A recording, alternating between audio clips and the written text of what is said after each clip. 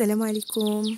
نتمنى ان شاء الله تكونوا بخير وعلى خير ويلقاكم الفيديو نتوما في اتم الصحه والعافيه. مرحبا بكم معايا في فيديو جديد في اطار تحضيرات رمضان. ان شاء الله غادي نشارك معكم بريوات بالعقده د اللوز، كيجيو رائعين بزاف واقتصاديين، اكيد ساهلين التحضير. نكتشفوا الطريقه والمكونات ديال البريوات.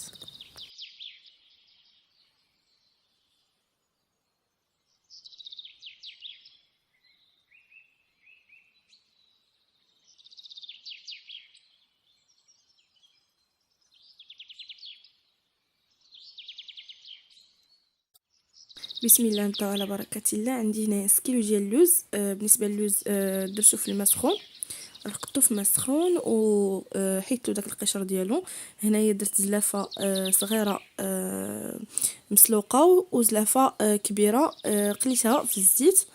بالنسبه للقلي ديالو ما جاش محمر بزاف، بدا كياخذ ليا غير داك اللوين شويه ذهبي.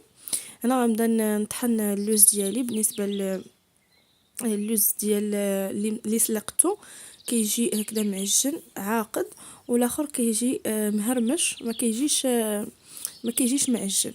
صافي غادي ان شاء الله نطحن اللوز ديالي كامل وغادي ندوزو ان شاء الله لباقي المكونات.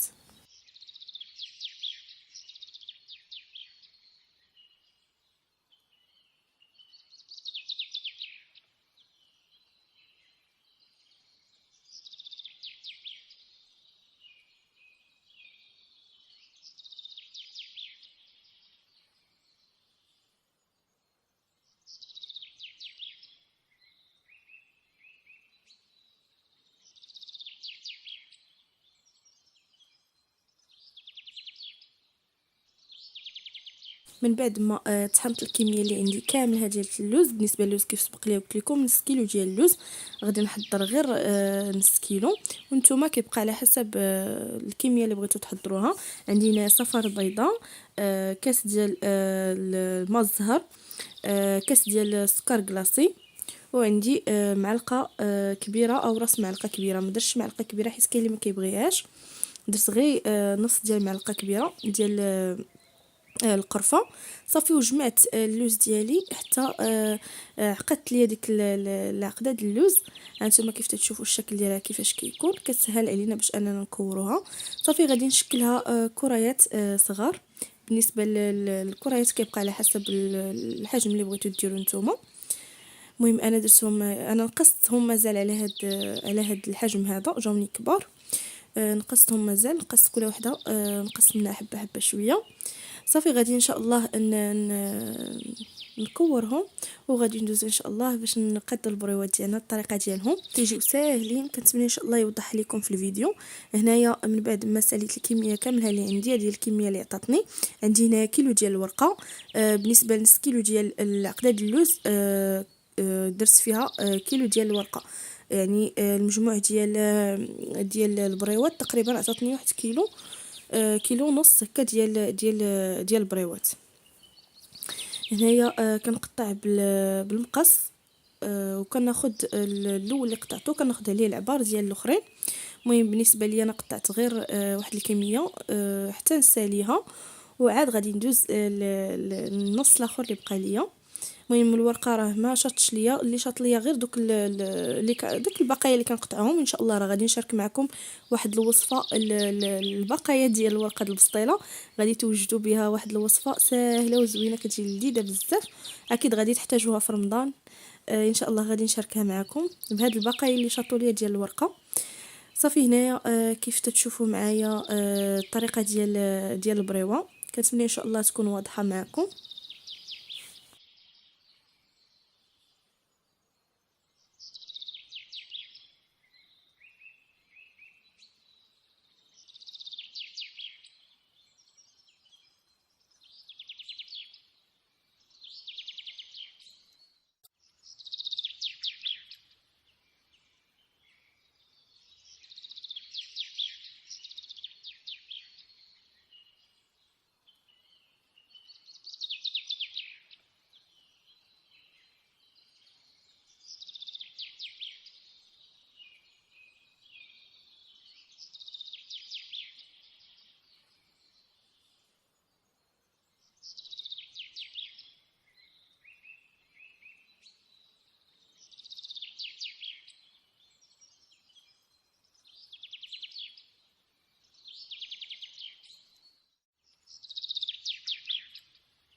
ها انتم البنات، هاد الطريقه هذه هي المعتمده عندي انايا باش هكذا كنسالي دغيا، كنوفر من الوقت ديالي.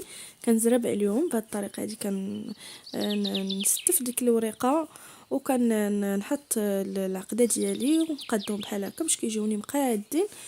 نقطع لهم دوك البقايا اللي كيكونوا، من بعد كندوز وحده بوحده وحده بوحده دغيا دغيا كنساليهم. كنحس بهاد الطريقه هذه كتوفر ليا الوقت. ما عرفتش سبحان الله واش غير انا ولا واش غير كنحس بها، ولا فعلا هي كتوفر ليا الوقت يعني كنصاوبهم دغيا.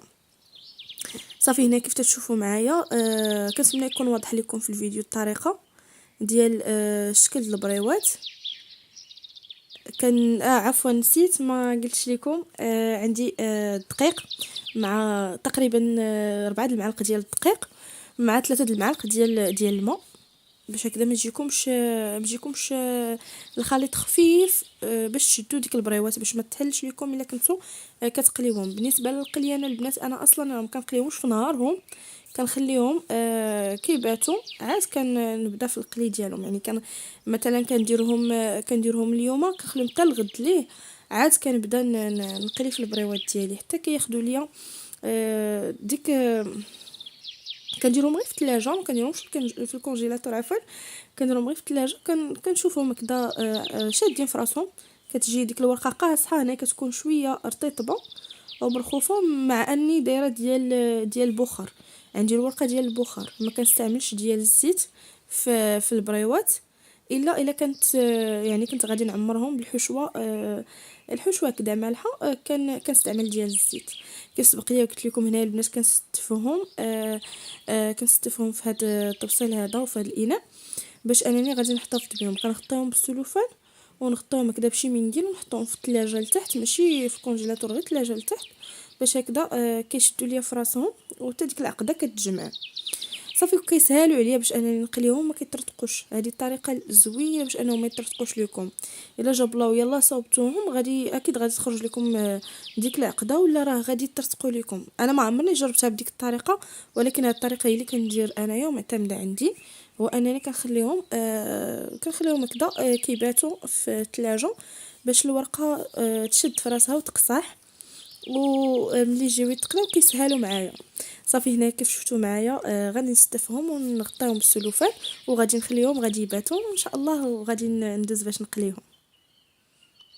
هنا من بعد ما قليت عفوا من بعد ما باتوا في الثلاجه، كيف شفتوا معايا الشكل ديالهم كتجي ديك الورقه قاصحه حتى ديك العقده كتشد في راسها يعني كتجمع.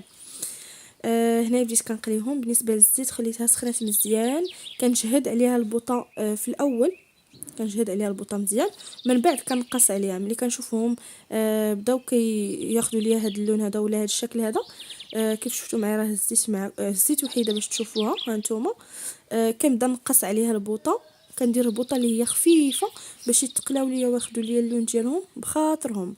هنا بالنسبه للعسل راه ما سخنتوش، درت داك العسل عاقد. من بعد ملي كندير فيه البريوات راه كيطلق، يعني بديك السخونيه ديال البريوات وديك الزيت راه كيطلق.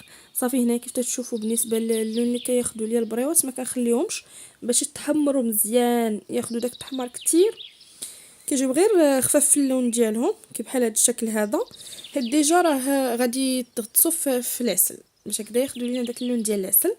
صافي غادي نستمر في نفس الطريقه مع البريوات الاخرين اللي بقاو ليا. وكيف قلت لكم خرجت ليا الكميه كيلو ونص ديال البريوات، يعني تبارك الله الخير والبركه في ديك نص كيلو ديال العقده. حيت ديك الكويرات كنديرهم صغار وتبارك الله يعني كيجيو عامرين من الداخل، حيت البريوات اللي كنديرهم انا غير صغيورين، ما كنديرش دوك البريوات كبار. صافي هنا غطستهم غادي نخليهم حتى كنقلي هادو كنضيفهم نخليهم مازال واحد شويه د الوقت. كنطفي على المقيله ديالي حتى كيشربوا ليا داك العسل مزيان مزيان. حيت بالنسبه للسكر درت غير كاس صغير ديال اتاي اللي درت ديال السكر، يعني ما ضفتش السكر بزاف. والعسل يعني كنخليهم في داك العسل باش يشربوا لي داك العسل مزيان تكون فيهم ديك الحلاوه. صافي كنحاول هكذا نغطسهم في ديك العسل باش ندير هادو الاخرين، وكنطفي عليها ونخليها واحد شويه ديال الوقت، تقريبا غير واحد 5 ديال الدقائق ماشي بزاف. وعاود كنشعل على المقيله ديالي ونبدا عاوتاني من جديد.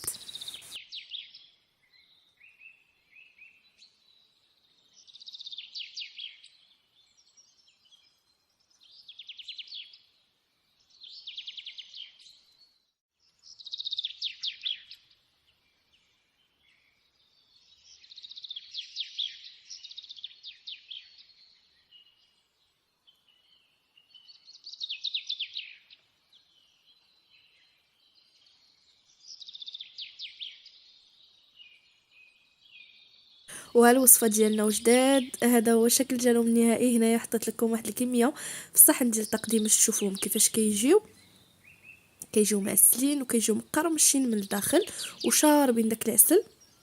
ها نتوما كيف تشوفوا راه غتبان لكم غير ديك العقده شاربه داك العسل، وكيجيو مقادين ومفينين بديك الطريقه اللي كندير ليهم.